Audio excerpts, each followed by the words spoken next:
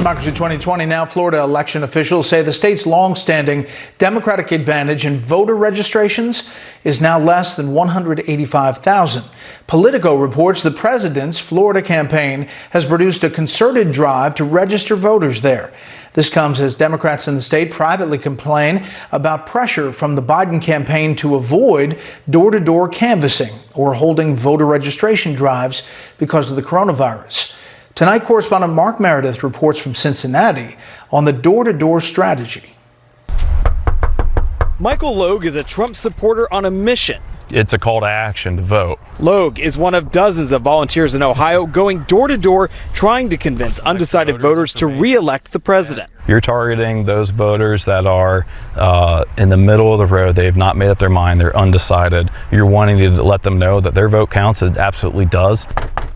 Traditionally, both parties rely on door knocking to motivate voters, but this year, with the pandemic lingering, Democrats say they're focused solely on virtual outreach like phone calls and emails. We believe very strongly that most folks right now do not want to answer the door. We are 100% committed to keeping our volunteers safe. We need you to vote. As Michael canvasses neighborhoods, he says he takes precautions. I do a mask and I do what I need to. I keep my social distancing. Good morning, ma'am. And voters we met seemed fine with his approach. Thank you for your vote. Are you? My first time voting, too. First time voting? I've never voted in my life. With polls tightening in the Buckeye State and elsewhere, Republicans hope both direct God bless. Thank you. Thank you. And digital outreach will make all the difference with swing voters.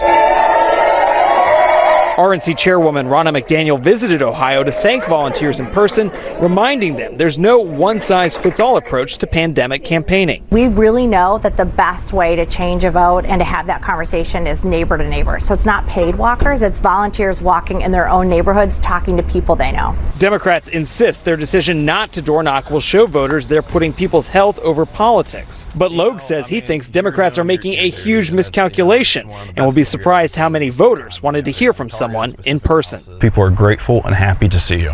Republicans say they're not picking out houses at random to go out and door knock. Instead, they're relying on past voter data, targeting specific people to visit, people who may need that extra reminder to get out and vote. Brett? Mark Meredith in Cincinnati. Mark, thanks.